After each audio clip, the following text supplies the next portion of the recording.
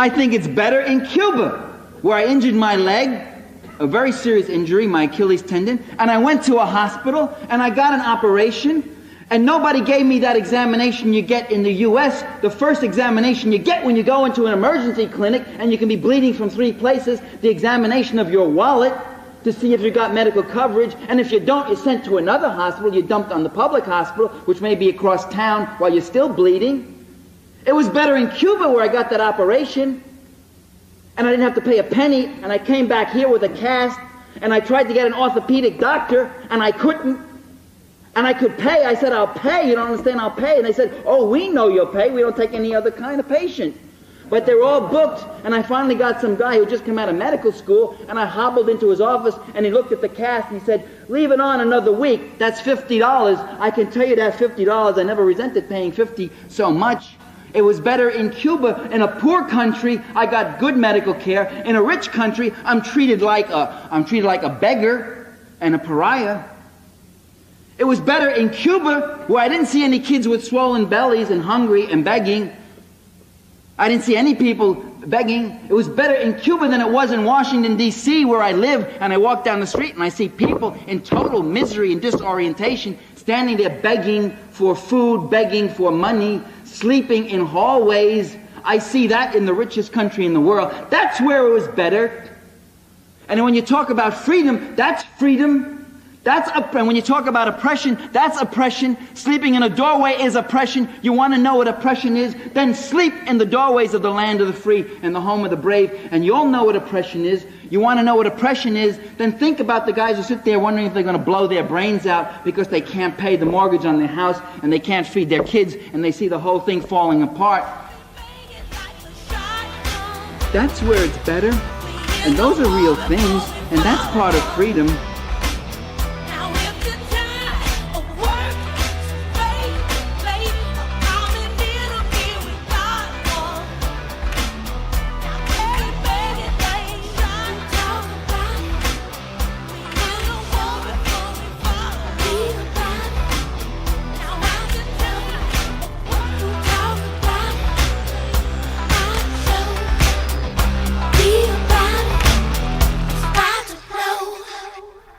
Hello, everyone, and welcome to another episode of From Right to Red. I'm Craig.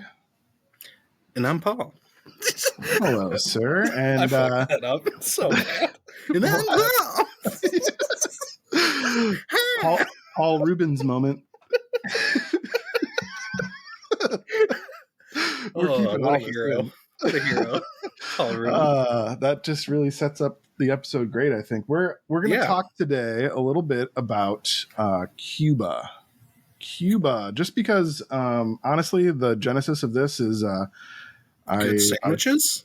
Good Cubans? Good Cuban really sandwiches? Good Is that sandwiches? what we're talking about? No, but I've always been recommended a biography on Che, so I started picking up. I picked up the book Che Guevara, A Revolutionary Life, I think it's called, by John Lee Anderson, and got Cuba on my mind. So we're going to talk a little bit about that. But first, we want to talk about some stuff happening in the news. I think we both have some things that we wanted to touch on. What's popping over there, Paul? What do you got? So my big one is this UAW strike. Still going strong. We're still seeing lots of fun stuff. Right.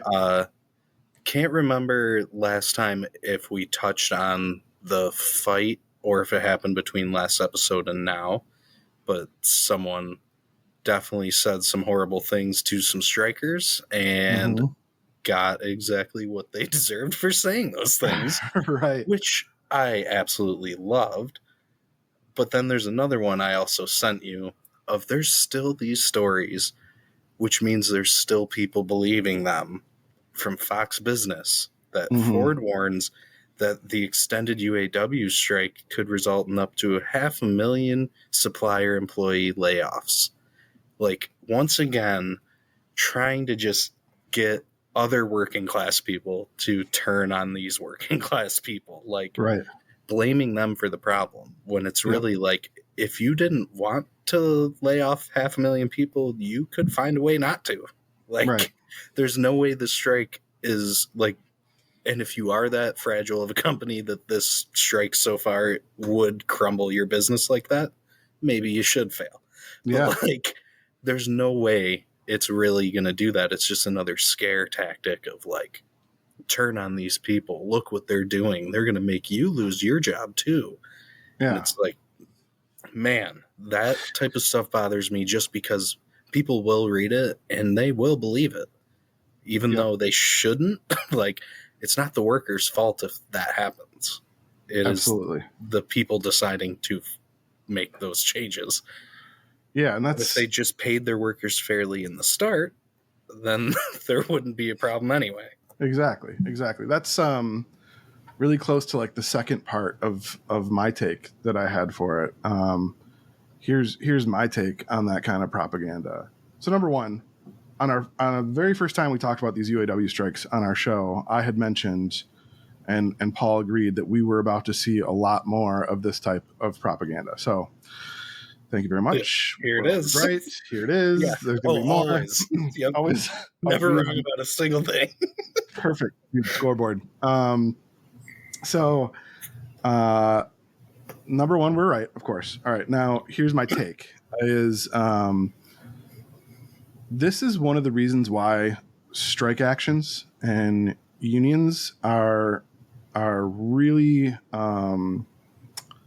enticing for me as the way forward in this country. It's got a lot of culture in the United States. And if we can kind of like inject it with some militancy and some, kind of revolutionary action like this. And I know this isn't anything revolutionary. That's not what I'm trying to say, but like injecting some of that into the unions, that might be a way forward, for the country here. Because almost sounds like you're trying to incite revolution over here. No, absolutely not. Absolutely not. I want to make this very clear. We're not ready yet. I am not even close. That would be an absolute gigantic disaster. But no, like this isn't like going to the polls. Stuff like this, like striking, the fact that even if what they say is absolutely true, which I disagree with, right? Let's say that it is. Let's say 500,000 people downstream might lose their jobs from this. That's bringing something into the material world. And it's involving the real politics of what's running this country, which is, as has always and ever always been, class struggle, right? A struggle between workers and those that own the means of production, right? So if those people are actually going to lose their job, like it's something real, and that's something that a strike needs. It needs the ability to actually affect the real world.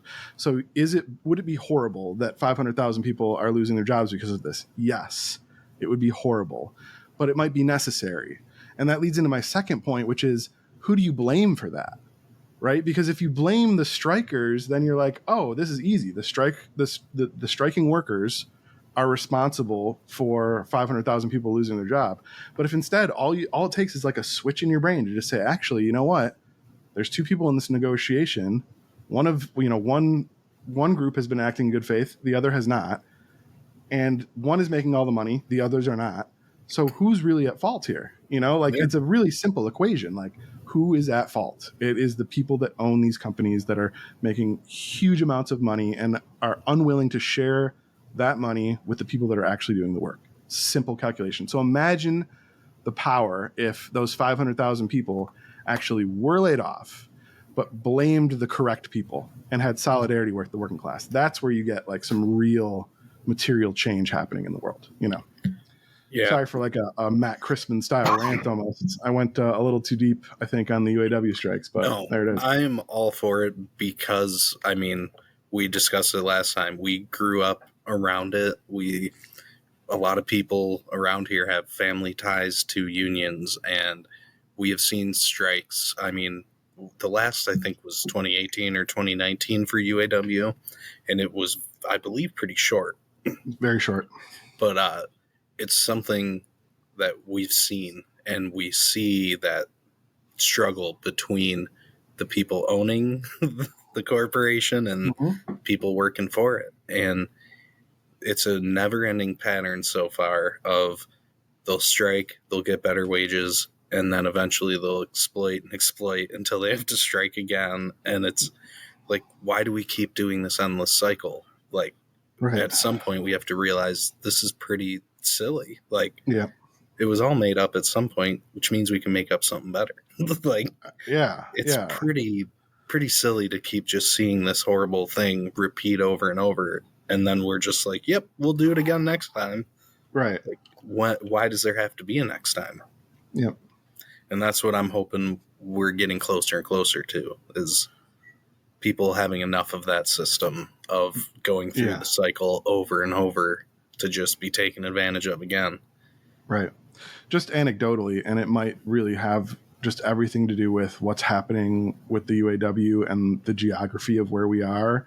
But just anecdotally, I am seeing a lot more worker solidarity, like, every day, which is fantastic to see. And it feels like there's momentum growing. So we're going to talk about it whenever possible. Oh, in other strike news, WGA strike, the Writers Guild, have come to an agreement. Oh, they did? And they did. Yeah, it was a day or two ago. I must have missed that. Adam Conover sucks. I don't like him. But solidarity for getting it done. This is something Adam didn't ruin, I guess, is what you could say. He was definitely like one of the leading figures in this. I know. Was that too bad of a shit? Which, have you ever tried to even watch that?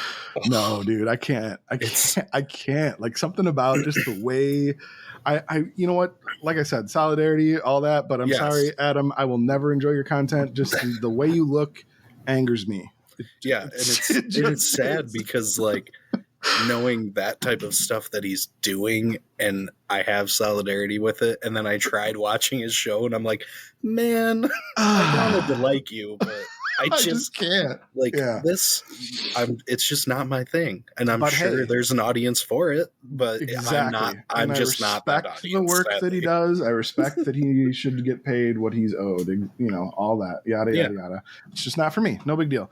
But I guess what I wanted to say about the WGA strike was that what I think is always funny when you see big strikes like this. This is one of the biggest ones they've had in a long time. SAG-AFTRA is still going. That's one of the biggest ones they've had in a long time. This is one of the biggest ones we've had for UAW in a long time. When you see these long strikes go on, they're hoping that you don't have very long-term memory. So I want to remind everybody that the WGA got basically everything that they asked for after 5 months of striking. It's a long time for some of these writers that are not making a lot of money, don't have health insurance, you know, getting very low pay from strike funds and donations. 5 months ago, the owners of these studios said it was mathematically impossible to give them what they wanted because it would destroy their company, bankrupt them, and it would be the end. That was their statement. Like, it was not possible. We'd love to, but it's not possible. We'd love to. Right. And now, 5 months later, it's done. And you'll see, I will predict this right now. Whenever the strike or the new union contract goes into effect, I haven't looked into the details of that yet. The following quarter and the quarter after that and the quarter after that, these companies are still going to have record profits. Guaranteed. Oh, yeah. So just remember that, because they lied straight to everybody's face over and over and over again about it, right? That's what I had about WGA. Yeah. And that last thing, just like that, it's the same with the UAW with cars. They're going to say, well, the price of cars has to go up. And we even saw, why am I blanking on his name? Sean Fain. We even saw him, like, prove that wrong. Like, at most, even if you doubled pay, it would go up another 5%. Like, right. Well, so we have that fact. So anything it goes up past what we know they're paying them, we know it's just going up because they want to make more money just because. Exactly. Not because suddenly it costs them more to make the car. Like, it might cost them more a little bit because of paying the workers, but, like, they'll add more just because they want it. Right. No other reason, but they want it. Total side note that I didn't want to, I didn't even think about mentioning, but if you're a inflation hawk type person that might be listening here, you should look into like the term greedflation and what actually happened with the inflation in the past couple of years. Here's a hint, and I know this might be shocking, but cutting every American a $1,400 check one time 2 years ago did not cause inflation for 2 straight years. No. It just doesn't work that way. Nope. So look into what actually caused it. And look at where that money comes from, and that's another one that took me a long time to like really get a good understanding of, especially when it comes to taxes and where your taxes actually go, and then all the places they tell you it's going. Right. Like, if you look at where money moves, it's not what you'd think. Yep. And it's honestly, the more you look into it, the more you realize, like, it's a game. We can do whatever we want. We can change the rules. And the stock market is just playing the lottery like well, unless you're high enough to be able to manipulate that lottery. Exactly. Which I imagine they do with the regular lottery too. But like, it's all a game. It's made up. It's playing with numbers, and it's silly. And I like playing with the thought experiment of like, what if we just didn't have currency? Like, it's hard for anyone to understand the idea of no currency because we're so used to it. But like, is there a way to build a world without it? I bet there is. Right. Like, you might still trade things and, this service for that. But like, if you don't have that coin or that paper bill that we just say has worth, like, because we want it to, like, there's got to be a way we could. But that's a weird one I've been thinking about lately. No other reason I brought it up. Just fun to think about. Like, a thought experiment of like, what if we just tried to run it without currency? Right. And we just, like, since we clearly have the resources, the means, the technology to do it, what if we just help everyone make sure we all ate? Like, right. And quick plug on this topic. It's a New York Times best-selling book, just came out recently. If you're interested in what Paul's talking about, which is kind of like foundations of use value, exchange value, labor value.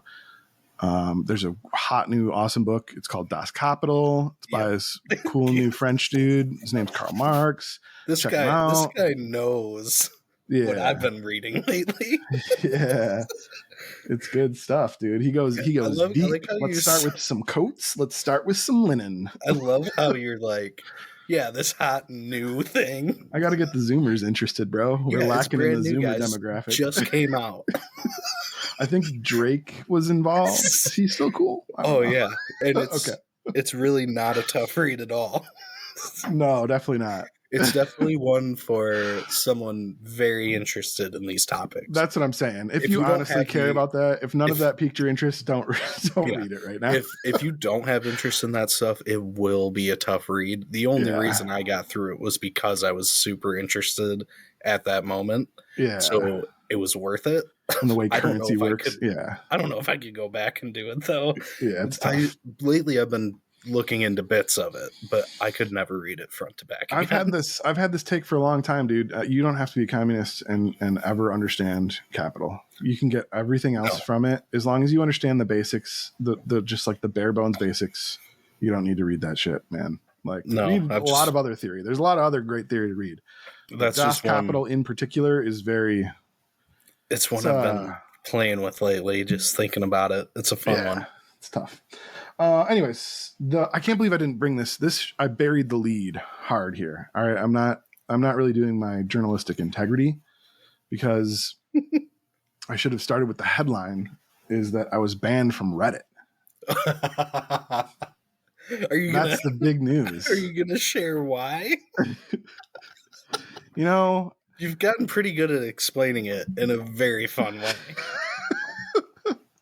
Apparently, Reddit considers it harassment when you call people that you disagree with an arsler over and over and over again.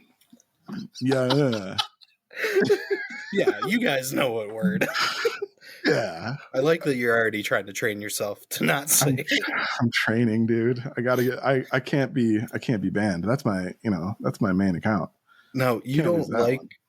I mean, It's a 7-day. It's a 7-day ban. I'll be all right, but I think extra chromie homie is a pretty good replacement.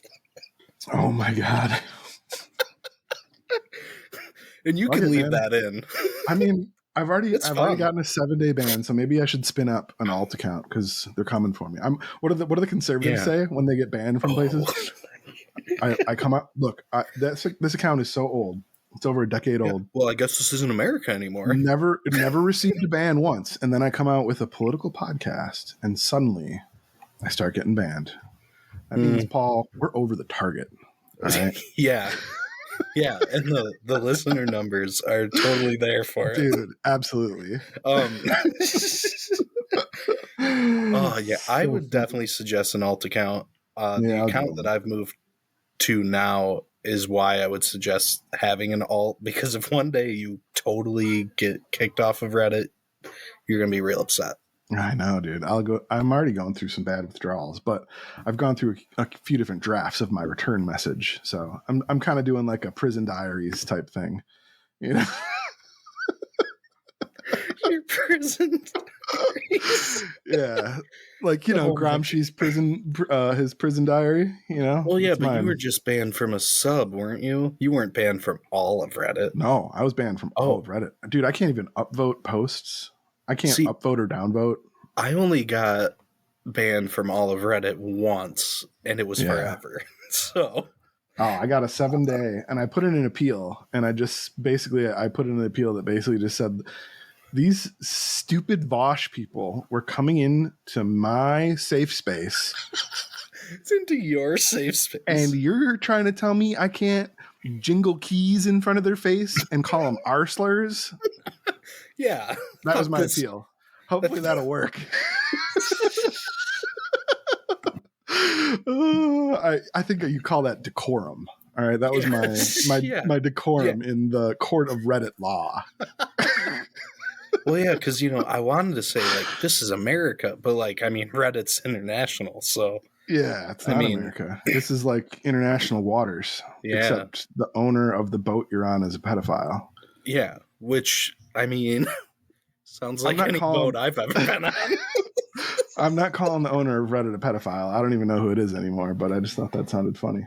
Yeah, I don't think they have the same owner as when I last knew. No, I don't. I'm pretty sure that's changed. Keeping up with that. Yeah. That is a pretty big hit, though, just to have that. But at least you can still go on Reddit. You can see things. Yeah, you just can't interact. Dude, I literally wrote out a psychotic 3-paragraph angry response to something that I saw on the World News subreddit today, and couldn't reply. Why are you on World News? Dude, here's the funny part. With the crazies. I couldn't reply. Number one, because I'm banned from any interaction. I can't even upvote or downvote posts. But then number two, I realized after I did that I've been banned from the World News subreddit for freaking over a year. What?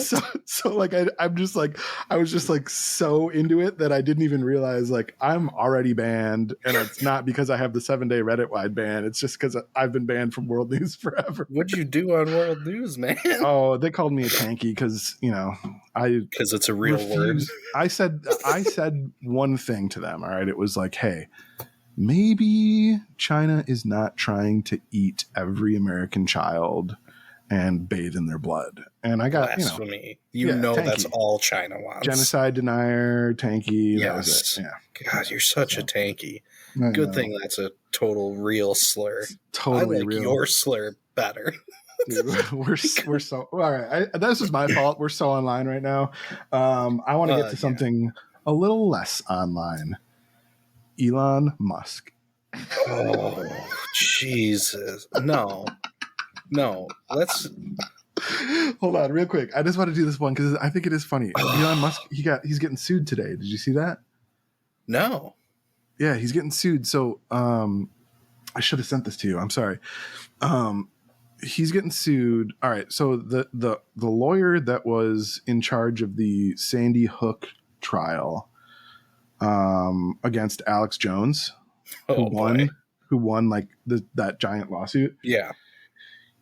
he's working with a kid that apparently there was like I don't even remember when this case broke. It was a long time ago, but there was some kind of thing where there was like a Nazi rally, and somebody pulled off the mask of somebody, and they got a picture of their face. And then internet sleuths tried to find who it was, and they found this kid who was in college in California, but the event took place in Oregon. But the kid, he was a college student in California, and they were like, "Oh, this is him. This is the Nazi that was in that photo." Jeez. And it turned out it wasn't him. He was states away and could easily verify that he was there. It wasn't him at all. But some like right-wing people like picked it up, and they were like, "Oh, they found out that he was Jewish, and they found out that he wanted to work for the government when he graduated college." So they were like, "Oh, he's a Fed that actually wasn't doing a Nazi rally. He was there to like provoke and create a Nazi rally." Like that was the implication, right? All these articles posted that. And Jeez. Elon Musk at some point started tweeting in agreement that this kid was a Fed and like a Nazi psyop and Jewish, which, I mean, he was Jewish, but like putting all those together, he like made that connection in one tweet. And so it like ruined this kid's life because it wasn't him. And, I mean, and now the kid, most thinks he's Jewish now. To be clear, he actually was Jewish. Oh god damn. That was so good.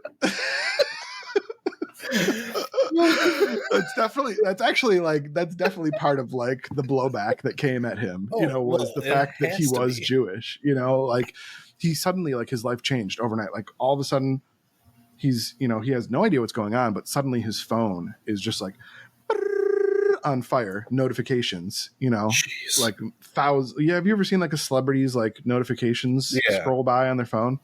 It's like that. And everybody, is trying to find out every single thing about his life. If you Google his name, like that's the only thing that comes up. So like his career prospects are probably, who knows, because he's associated with being at this Nazi thing now. Like, Jeez. His life is ruined. And so the like I said, the lawyer from the Alex Jones Sandy Hook case took up his case and filed a lawsuit with against Elon Musk today. Defamation suit. Yeah. Awesome. And like it's cool, right? Like in general, this is my take from these cases though, is like Alex Jones, like look at what actually materially happened to Alex Jones. He got sued for all this money, and what is he doing? The exact same thing he was before. Yep. Like the people that are at that level in our society, they will never see consequences the way that other people do, especially if it's a civil suit. Yeah, because especially if it's just a little bit of their money and then they move on. Right. If it's criminal, there's a different possibility, because they might see jail time or something like that. But like in this case where it's just a civil suit where it's money involved, like they're the richest people in the world. So they have access to the people that understand how to manipulate money the best. So their quality of life never goes down from any of this. Alex Jones' quality of life didn't change whatsoever. So like that sucks. Yeah, but what I love about these cases is that like months after, sometimes you get deposition tapes, and deposition tapes from these guys are the funniest shit, dude. Did you ever see the Mike Lindell deposition tapes? Probably like my favorite ones. It's so funny. He's like getting all mad, like they're not lumpy pillows.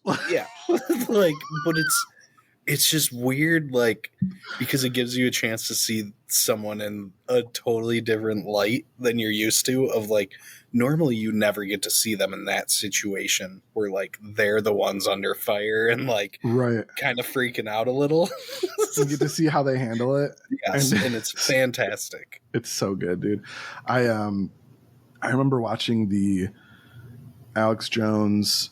No, I didn't watch the whole tapes, the Alex Jones Sandy Hook ones, but I saw like a CNN video on it, and thinking back to it, it was so cartoonish now, and I might even pull it up and watch it again, because it was like Anderson Cooper was like narrating over top of the deposition, and it was so they were like going back and forth, but like obviously Anderson Cooper wasn't there. He was just like commenting on what he said. Yeah. And the way they portrayed it was so funny, because it would be like it would start normal and be like Anderson Cooper, we have the deposition tape for Alex Jones, and we're going to check that out. And then they go to him and he's like, oh yeah, I ate too much chili or whatever. And then back to Anderson Cooper, and he's just like, and he's still just doing like just basically fact stuff. He was denying this and that and this, and it was it's just a character I play now. I used to be psychotic and stuff like this. And then at some point, Anderson Cooper like flipped and just started going like, and this is the kind of thing that is destroying America. He is evil, and this is evil stuff from an evil person who is lying to you and trying to destroy your family. And it's like, no, it's just this dude lying to a lawyer. Which is what everybody would ever do, you know? Yeah, right. Like, and I mean, Alex Jones got a lot of shit for that, but like, before he lost his mind, he was trying to do good things, you know? Like, right. He was really trying to do good journalistic work that no one else was willing to do. And then he definitely just lost his mind along the way. Well, that, and also, like, that doesn't make money. Like, bottom line, coming back to everything, is like the shit that he did, the only thing that ever got him any fame was sensationalist shit. Like, anybody who's like an old head Alex Jones guy from back in the day will be like, oh yeah, his first, like, I know his older stuff too, but his first breakout was Bohemian Grove, you know, which was just like, up to that point, that was the most sensationalist, like, out of pocket shit that he'd ever done, you know? So it's just like, he followed the money. Yep. That's the society that we have designed. Next thing you know, he's got his own brand of pills, like vitamins you can take, and Brain. Every way he can make money. Like, you ever see those before and after pictures of him on like one of his whatever it was, like some fat burner or something? Yeah, it's like 90 pounds later. He's the exact same, but they photoshopped like a suntan on him.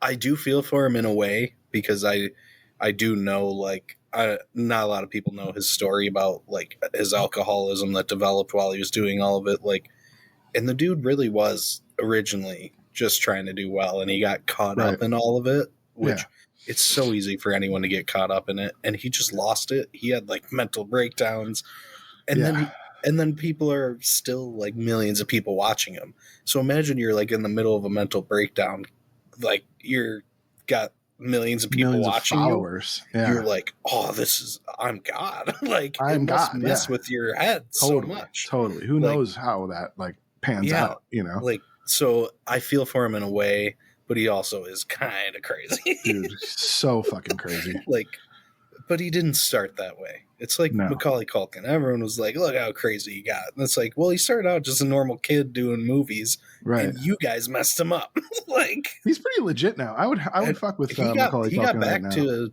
normal after the Mila Kunis stuff, which now we know she's kind of a psycho too. Right.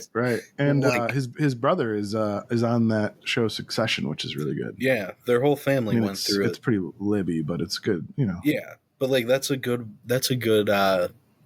portrayal of like our American success dreams of like, we just want to be famous and we'll lose our minds before we'll give up fame and money. Right. We'd rather have a psychotic break or like kill ourselves with drugs than not have fame and money. Like that's the peak here. That's what we set in this country of like, that's your goals. And no matter how much we see how much it ruins everyone's life, like, that's still somehow number one. Yep. There's one more that you have for news that I have been just antsy for. What? Wait, me? There's one more.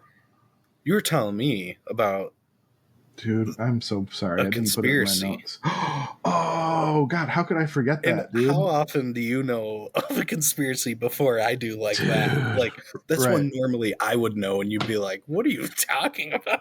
So yeah, right now there is a conspiracy that I don't know if you're aware of this. Let me pull. I don't want to mess any of the words up, so I got to pull up because yeah. All right, so QAnon folks are still out there. The Q heads, I know somehow the Q heads are still out there, and some of their stuff bubbles up to a wider audience sometimes. So you'll see it like kind of like ripple through culture, and you'll like see it expressed through people that aren't really Q but believe in this one like sliver of Q.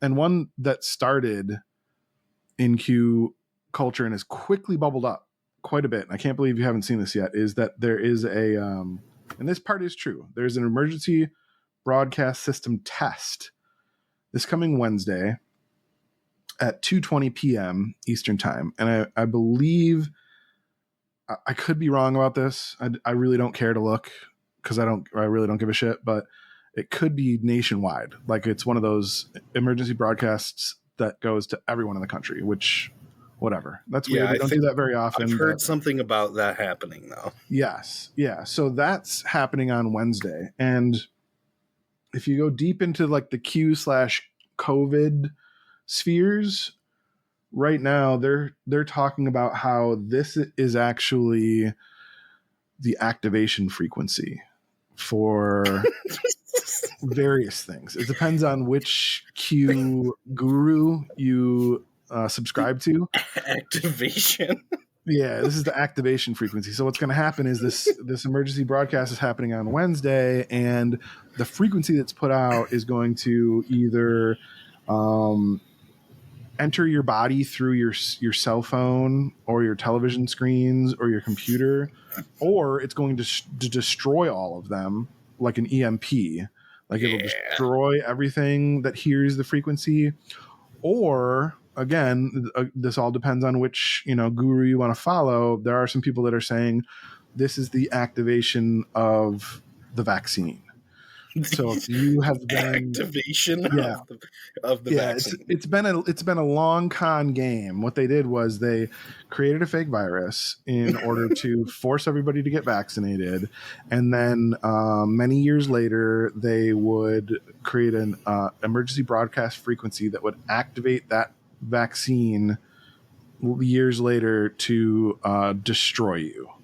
So this is the great culling. Now, are you sure this isn't like a really bad new movie coming out? God, actually, that would be such a sick movie. Actually, that would be pretty cool. I would watch that movie. I would watch that too. Yeah, you that know, would be fun. You know what it really reminds me of so far? What? You ever heard of like these things called cults? And there's always some big scare like that of like, this is the day, and if you're part of us, dude. Like, or Scientology, you've got to be with us when the ship comes back. Like, right, it is. There's always, there's always that like big event, and then even if it's like it doesn't happen, then they're like, oh well, it's because we figured it out. They couldn't do it this time, but it's coming. Right. We actually saved you all. Yeah, like people will forget. Like you said, they're banking on you forgetting pretty quick that they just lied to you, and they'll come up with a new one, and you're like, oh yeah, it'll be the next time. Right. But it just sounds like a cult to me right now. It's definitely cult scare tactic, and all the Q followers are going to end up. Never mind, I can't say that. Right. Never mind. Don't drink any punch, guys. That was really all I had on that one, and it was funny because it tied into this post I saw that was about like somebody's landlord believed it so much, and he had like 100 units or something, so he like had to tell his tenants like, I'm going to come around and turn all of your appliances off so that you don't die and we don't destroy. Actually, no, it wasn't even that like, I'm going to turn these off so you don't die. It was just so you didn't lose the appliances. Yes. In classic landlord fashion. I'm literally going to link this in the episode notes because people need to see that I am not lying. The landlord's only concern in this situation was, I don't don't care if you live or die. I want to make sure my appliances don't get roasted. Yep. Yeah, that's a lot of money. You got a lot of money invested into that. That's so insane. To me, I just can't believe there's still like a following for Q, like in itself, but that they would believe that that's a thing. I know. It's just like did you somehow ever watch the Q documentary? Yeah, it was pretty obvious that it was that that Ronald Watkins kid. Probably. Yeah. I'm making accusations online. I'm spreading misinformation online. It was also obvious once that was out, like there's no way actually with how bad it was, maybe it was CIA. But like, I know. don't they say like don't they say like Q was someone high up in like FBI or CIA, like he's somewhere high up in intelligence to know all of it? Yes. Yeah. Well, it's like there's been various theories about if it was like somebody in Trump's inner circle or if it was somebody high up CIA or somebody high up that was CIA and in Trump's inner circle. Yeah. Or at one point they thought it was Trump, and I'm like, yep. Like, no matter who it is, it's pretty silly at this point. And how do you not see that? Like, you just got to look at like literally just like look objectively at Q. It's insane. It's completely insane. That is all I had for that. But I wanted to talk about Cuba because, like I said, I was reading that book about Che, which is fantastic, and it reminded me that Cuba, thinking about Cuba, was something that was one of the first like stones in my political formation, and so maybe that would be good for our listeners to hear that are thinking about it and like our takes on Cuba. Yeah. And one day we'll do some deep dives on different aspects of Cuba. Yeah. I would really be interested in doing like a very specific deep dive into one section from Che Guevara and Fidel Castro's kind of like mirrored lives. But before they met, I'll talk to you more about that online, or offline. But as far as Cuba goes, I think when I was like coming up through politically, and like there's people that are like more centrist or right wing that think about Cuba as like it's horrible because of Fidel, it's horrible because it's communist, it's horrible. It's a poor country and everybody there's poor and squalor and starvation and dying and stuff, and it's horrible. I think if you have that mindset still, it's important to take an objective look at where Cuba is. Yeah, not only why, which is extremely important. If you start this conversation in like 1900 and do an extensive look all through Cuba's history from 1900 until today, it'll make perfect sense to you. But if you want like an even more like sharp focus of where to look, just look at the regime of Batista before the Cuban Revolution, what life was like there as an average citizen of the country of Cuba, right? And just look at those statistics. Look at like the statistics for literacy rate, look at infant mortality, look at access to healthcare, look at unemployment rate, look at rates of prostitution, look at rates of drug addiction, look at rates of gambling and poverty and starvation and malnourishment. Look at all of those during the Batista regime that had full support from the United States of America and companies within the United States of America and intelligence agencies in the United States of America and mafias in the United States of America. Don't forget the gangsters. Yeah, it had full support from every aspect of American culture and American government. And then look at those same statistics after the revolution. And if you want to make an objective case about how horrible Fidel Castro is and how horrible the Cuban Revolution was and how horrible Cuba is in general, those are the facts that you have to compete with, because those are the facts that matter, So if you look at those and you look at them in Batista versus Fidel after the quality revolution, of life. the overall quality of life for the average Cuban person went through the roof. And it's undeniable, and yes, were they poor? Are they still poor? Do they have problems? Do they have issues? Yes, yes, yes, yes, yes. Of course. Absolutely. But they were so far down the ladder before that where they are now, like that's what you should understand. That should actually like make you feel horrible, is that like where they are now is so much better than where they were before. So think about where they were before, like horrible. And that's just, that's my take on the revolution from just a really wide, broad view. And you call that, that's actually, that form of analysis is called historical materialism. That's it. There you go.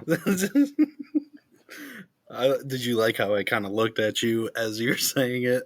I knew what was coming, but that is like, if you're gonna try to make it as simple as possible, that is as simple as you can make it. Is that those quality of life things, the access to the healthcare, the literacy alone is insane to me. We don't have the numbers, but I remember when I saw it, it's like a drastic change. For literacy rates and infant mortality are drastically different. Not just like, oh, they kind of went up a little, like insanely different. And I think it's also important to always remember, like you said, do we want to go back to the 1900s? Like, how far back are we going? Because in America, a lot of times they want to start at Cuban Missile Crisis, and they play that clip of, I can't remember who it was, but they're like, can you imagine all of a sudden having your enemy, like, and you're just staring down the barrel of their nuclear gun, right? Like, and everything is unsafe now. And it's like, well, if you start there, okay, but imagine you have already been pointing your gun down their face this time, and that's just them finally deciding maybe I should have one too. Right. Like, when you have that perspective of like, oh, it didn't start there. Like, It's not like unprovoked they decided maybe we should have the Soviets help us out. Like, it wasn't unprovoked. It wasn't out of nowhere. There was a lot going on before that. And a lot of people who still side with that story were alive when those earlier things happened. Like, they lived through it, and then they forgot. Like, all of a sudden it's, oh no, the Soviets with their nukes. Right. We can't start there. While we were going through that, I looked up some of the figures. Of course, on Google, it's pretty hard to find anything solid. I know they're out there though. But I can give you. Really?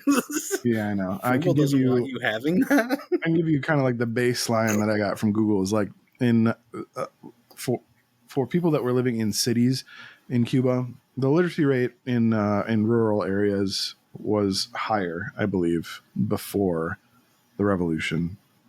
It was like in the 40s. But in the cities, it was around 11% of adults in Cuba before the revolution were able to read. 11%. Which is very low. Right. After the revolution, it went up, it shot up so fast. And by, I think it was the mid 1980s, they had achieved what was basically 100% literacy rate for everyone in the entire country. And for people that are like, oh, okay, whatever, I don't like reading. It's not what that's not what this is about. And I think you should listen to. If you don't like reading a book, how often are you looking at a street sign or someone's name, or you're signing your name? Like, you gotta use it, even if you don't like reading books. It's hard to think about because we're all pretty used to literacy. I mean, we're not as good as Cuba in this country. Literally, they're better than us in literacy. We're not as good as them, but we do have pretty high literacy rates in the United States, so we kind of take it for granted. But there's a great video out there that I'm going to link in the description of Michael Parenti. He was a lecturer and writer that I'm very fond of. Great writer. Very fantastic. I'm going to link a video of his. It's a short video. It's like 5 minutes long, talking about his father not struggling with literacy, and he tells a story of a book that he wrote and dedicated to his father, and his father his grown, old father at this point, breaking down in tears, crying, because it wasn't that the subject of the book was too difficult for him. It was that he was a grown man that was illiterate. He could not read. And it just destroyed him that the most important thing his son did was dedicate this book to him, and he couldn't even read it. It broke him down. And it's really powerful when you think about it like that. You know, the exclusion from parts of society that exist when you're unable to read. You know, there's an entire extra layer of society and culture and understanding that exists if you're able to read, and not having that is absolutely heartbreaking. So that's just like one piece, and all of those other statistics that I've mentioned are similar. You know, It's all like infant mortality goes way down, literacy rates go way up, poverty goes way down, prostitution goes way down, drug addiction goes way down, like all this stuff, everything great for average working class people of Cuba just got so much better. Except there's one I disagree with. What's that? Prostitution. Bring that all the way up. But I'm only for it if it's because the person providing the service decides they want to, not because someone told them they had to. But like if someone chooses that and says, that's how I want to make my money, by all means, go for it. So this is what I'll say about I know sex work discourse. I think we've no. I don't think it is. I think I might have had this conversation with you offline, but like sex work is a very difficult conversation in leftist circles because there is a lot of varied opinion, and I've heard both takes on like why it's good, why it's bad, why it should be acceptable, why it shouldn't be. I've heard both sides, but I myself personally, I haven't done like the work. Like I think I said maybe at the beginning of these podcast episodes, I don't know if it was ever put into an episode or not, but I feel like feminism is one area where I'm not as well versed as I should be, and I'm working on it, you know. And I think there's an intersection there between sex work, obviously, and feminism. And I haven't done like the deep dive that I should to really like come to one conclusion or another.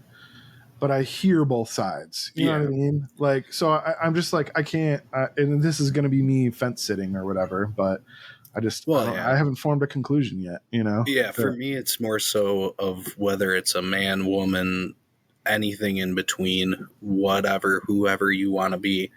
If it's a consenting adult and another consenting adult and they want to make that transaction, I don't think it should be illegal.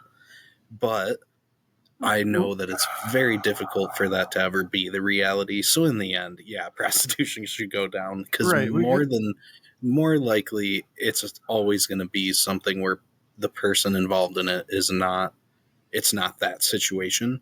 Right. The issue I just think it would be cool if that was like if someone just decided, you know what I want to do? I'm good at it. I love doing it, and I can make money now. And they started it. That would be awesome. But it doesn't happen that way. So this is just pure vibes-based analysis for me. Like I said, I want to make that clear because I haven't done the work. But I just feel like that all comes down to like what we understand as consent between two parties, because there's like I think there's the legal version of consent, and then there's all of these things that are really not very well addressed in our legal system about power dynamics. I think you're making me think about it very differently right now, and that's good. Because I haven't thought about it deeply, but these are just the things that rock around in my head. It's like, our legal system considers consent something, and like because our legal system considers it that way, that's impressed upon our society that's like the acceptable form of consent. And like, I think there is stuff that isn't well addressed as far as dynamics of power, and even things that like. You think of dynamics of power and you think like, supervisor and their employee, right? Like that's one dynamic and it's the most obvious one, but there's also like dynamics of just the way that we've constructed society and why you have a need for money. And like, so both parties might not even be fully aware of like the actual dynamics of what's taking place. So it's consent just gets like so gray. Whoa. It gets very difficult, So and it's like, well, what if they didn't even need the money in the first place? Like, then would they ever have consented to it?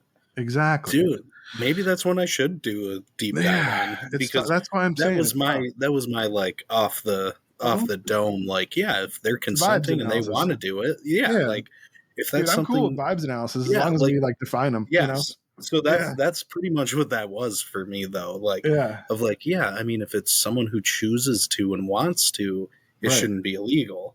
But Right. also, like, would someone choose that if they weren't put in a situation where they needed to make money, Right. where they had no other option? Or I will say, there there's might be a small group of humans out there that are like, I don't even care about the money. This is just cool. Right. So, like, who knows? There's the vibes-based analysis that gets you to the your initial point, and then there's the vibes-based analysis that that people in Cuba, if you read or talk or listen to some of the people that lived before and after the revolution, they have like a vibes-based analysis too, where they're like, oh, before the revolution, you'd walk down the street and there'd be prostitutes, and then after the revolution, it was so much nicer to be able to walk with your family, and it's like. Oh, that doesn't mean they weren't there. It means they weren't on the street. That and also that's like really moralizing to these people, and like so it's like I just didn't want to look at it.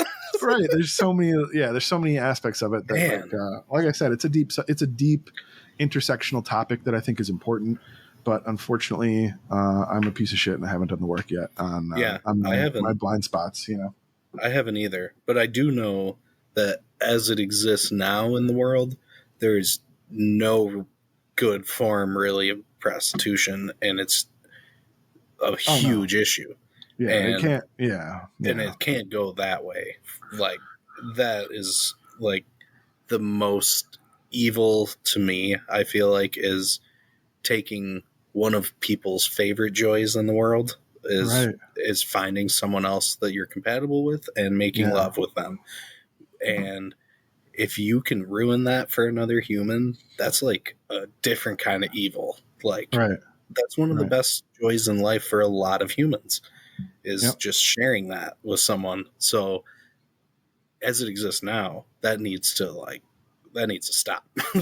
People should be enjoying that. Like, there shouldn't be a need for prostitution, because people should be enjoying enough sex with whoever they choose as often as they choose. Right. Ideally, right? Like, there shouldn't be a need. Very true. We are far afield from Cuba. Yes. Now, I mean, they could be doing it in Cuba. They could be doing it in Havana, eating a Cuban sandwich. I really would love to take a trip to Cuba and eat an authentic Cuban sandwich. I know. I don't even know. Is it even a... I bet that's an American thing, and they just call it a Cuban. Like butter chicken or whatever. Yeah, I bet they have their own Cuban sandwiches that are bomb, though. Probably. But I do know that one that sticks with me besides the missile crisis is the Bay of Pigs. Mm-hmm. That whole ordeal, and how it was so obvious that we were involved. And then we're getting our poor president up there to say, we're not now, and we won't invoke any war, do any of this, like, as we're secretly doing that. Right. The fact that we can just pretend like that's fine, or people can just move on from that so quick, is why they're able to keep doing those types of things. Yeah. And that's what sticks with me, is like, how are people not like more upset about that? How are we just like, oh yeah, sucks, we did that? Like, the level of antagonism too was insane, and I didn't even know this until listening to the Blowback podcast. Which we're gonna plug every episode. If you haven't listened, stop listening to us and listen to them first. Like, they'll give you more details than we ever could. Season 3, and each season is standalone. Season 3 is the one on Cuba, right? No, I think it's 2. Season 2 is Cuba. Season 3 is North Korea. Yes. Season 4, I think. Yeah.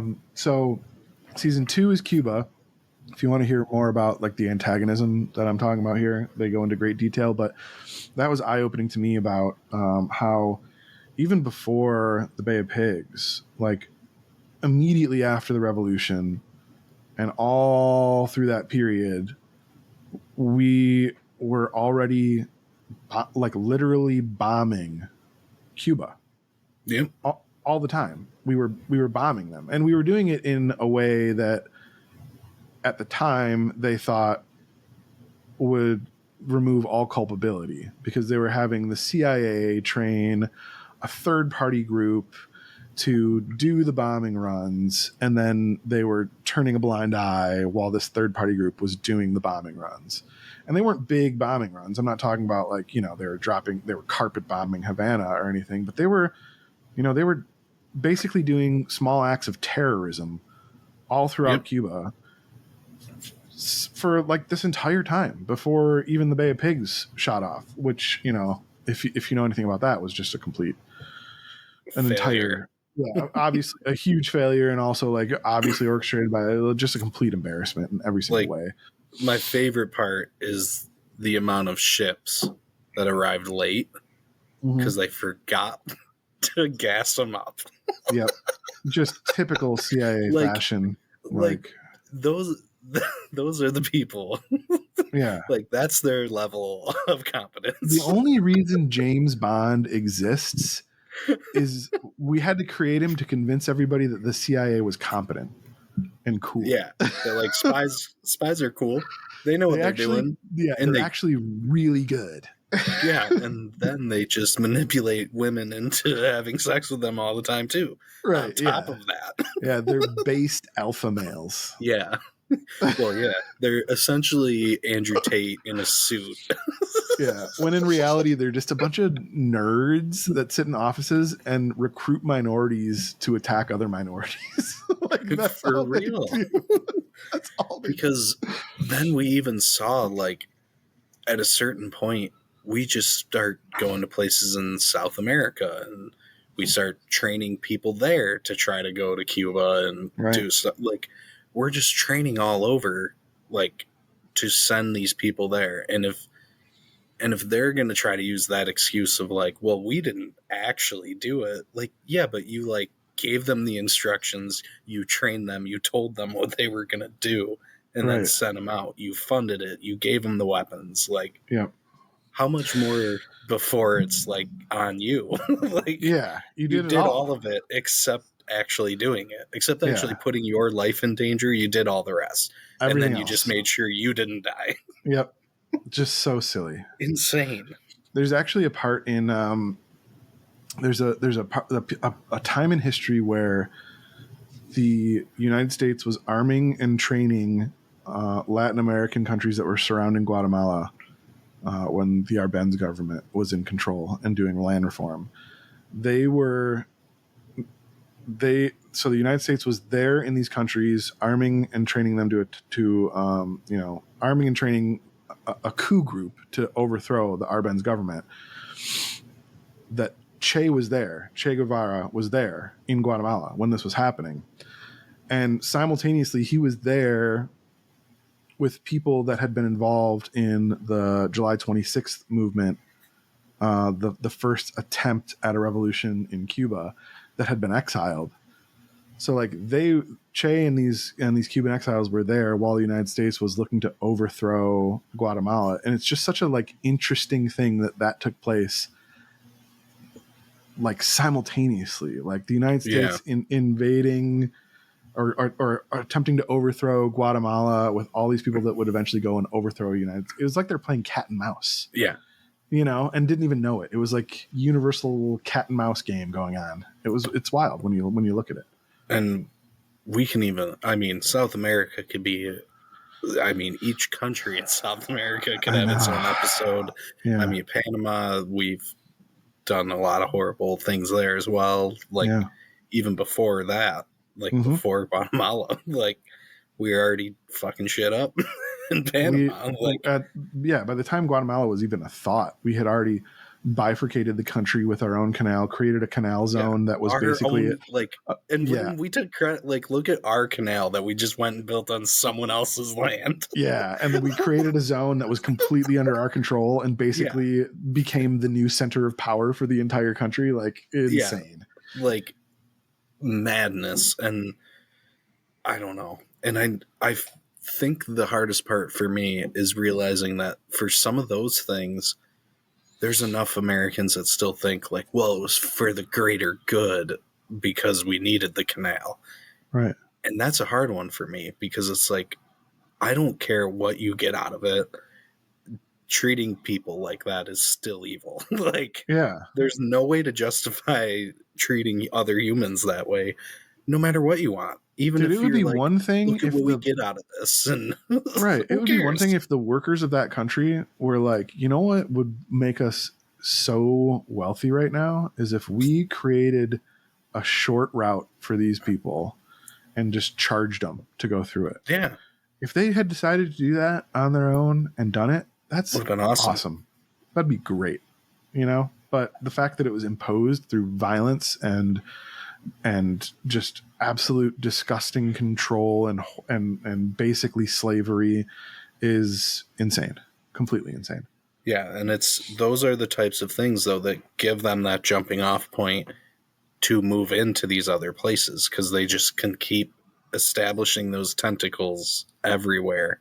Right. And it gives them more and more jumping off points of we already have this area in Panama and then we jump on over to Guatemala, like, and it's just that ever expanding octopus. Dude, it's so funny. I was going to say it's so funny that you used the word tentacles, but then you said the word octopus because it's so funny that you say that because, you know why I say that.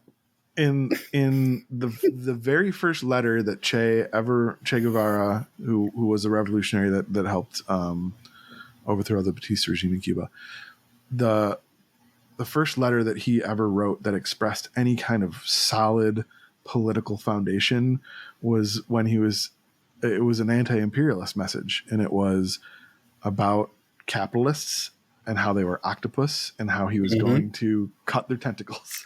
That's why I was hoping you would appreciate that, knowing you're reading that book. Beautiful. And then another one that it just brings my brain to, because I keep having these moments of like things I love being ruined. So in Marvel, do you know Hydra is like the bad guys?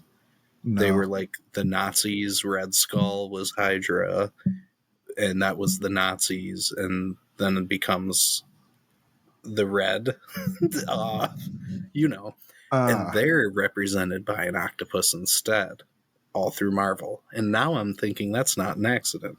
No, that might they be just took what they were portrayed as and put it on the other guys. Yeah, like no, actually, it was them. They're the bad guys. So wait, the bad guys in the movie are the octopus.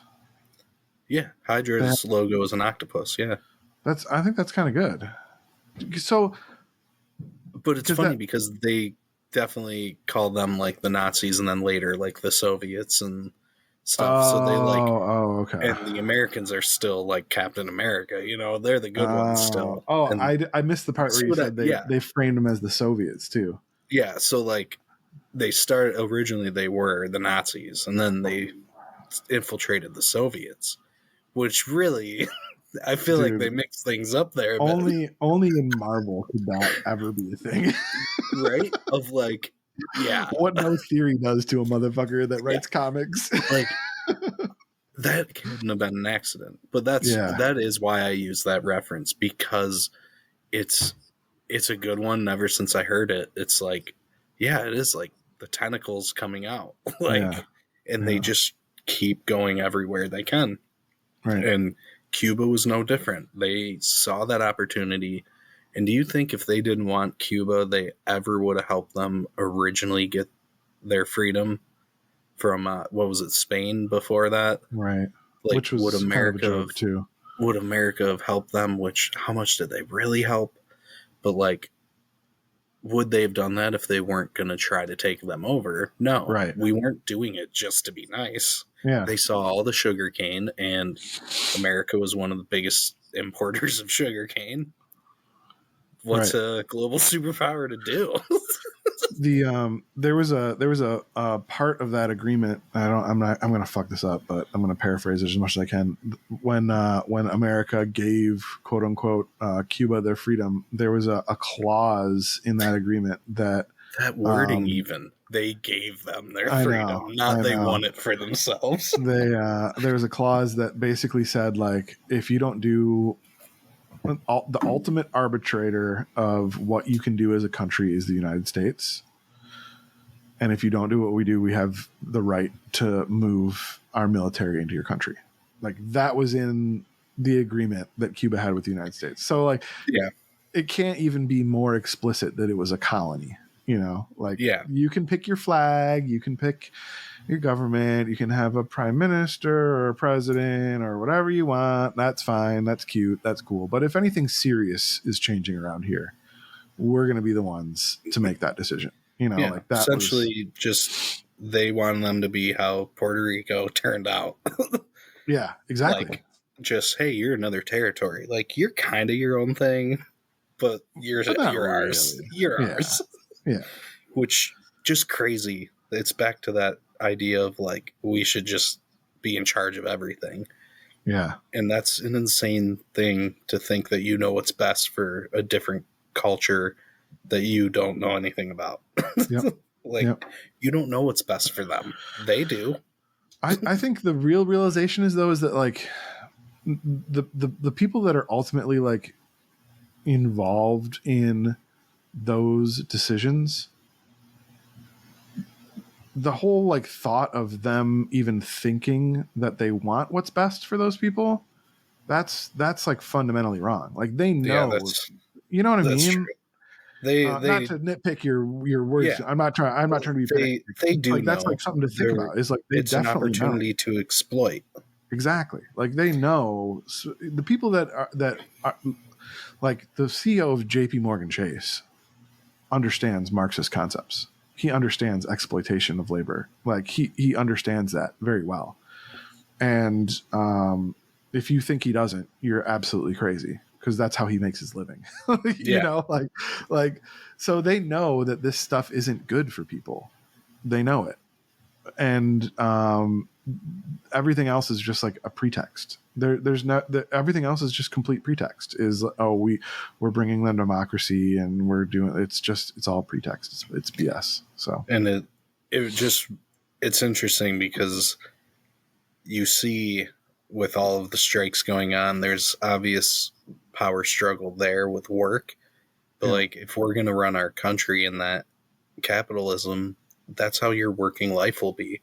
It's the same idea. Those CEOs, those shareholders at the top making those cuts, do you think they go home at night and think about the 1,000 workers that lost their jobs? No, they think, I made that decision today that bumped my bonus up this little bit. Like, we just ingrain that into you of your way of succeeding. You can't think about the fact that you're screwing everyone over. You only think about yourself. And what does that get me? And that's a horrible way to teach everyone to live. It's abhorrent. I think the biggest thing that I'm getting out of reading this biography right now of Che is that it was such, the 1950s in South and Central America was wild for revolutionary thought, dude. It was weird. There was so much going on. Like, even before the Motorcycle Diaries trip, he takes a different trip, and then he takes one after as well.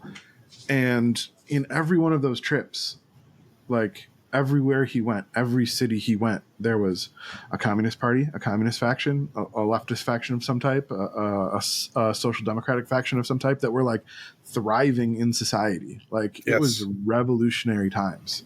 It was wild. And I just wish more people would have remembered that in America. Right.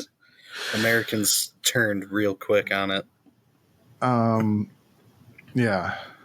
I think, I think what, to get into Cuba a little bit, another thought that I have sometimes about Cuba, I remember reading the Jakarta Method, and at the very end of Jakarta Method, Vincent Bevins, the author, goes back and talks to some of the people that had survived Operation Condor genocides in South America, people that had survived, the genocide in Indonesia. He talked to some of these people that were there, that were on the left, the nominal left, or the big tent left in these countries. And in every single case, and we're talking dozens of cases, there were factions that were militant and aggressive and had revolutionary aims and revolutionary goals. And then there were factions that did not. There were factions that refused to use to go beyond like a line of some type. They didn't want to have any type of violence taking place. And so he talked to these people that had survived. And in every case where revolutions had failed or had been quelled or coups had been done, the people that had survived, that were in one of those camps of people that said violence shouldn't have been on the table, they all now agreed that they were wrong. Like, if I could go back, the one thing I would do differently is agree with the communists that we should have been more militant and more willing to do the necessary things to take control and to take power. And that is one area where Che, even from a young age, and Fidel, even from a young age, they understood. They just had like a sense that this was the only language that the ruling powers in Cuba would understand. And they didn't even try anything else. It was just like, let's go to it, All right, that's all I got on Cuba. I'm about to bounce, though. I'm moving fast. The only other thing I got on Cuba is Viva la Revolucion. Viva la Revolucion. Absolutely. That's all I got.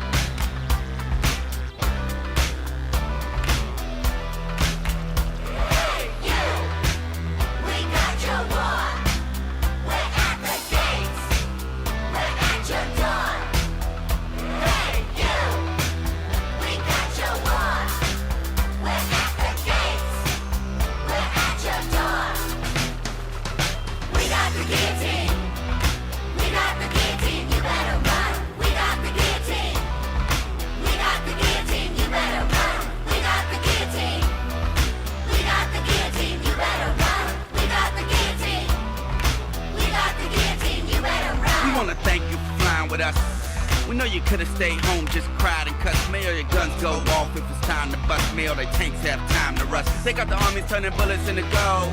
They got the hookers turning tricks into cold. And every time the police kicks in the dough, an angel gas breaks dips in the O. And even if a D-boy flips in my O, it ain't enough to buy shit anymore. Sleep in the doorway, piss on the floor. Look in the sky, wait for missiles to show. It's finna blow, cause they got the TV, we got the truth. They own the judges and we got the proof. We got hella people, they got helicopters, they got the bombs, and we got the guillotine. We got the guillotine, you better run. We got the guillotine. We got the guillotine, you better run. We got the guillotine. We got the guillotine, you better run. We got the guillotine. We got the guillotine, you better run. Don't talk about it, not show. Be about it, it's not know. Don't talk about it, not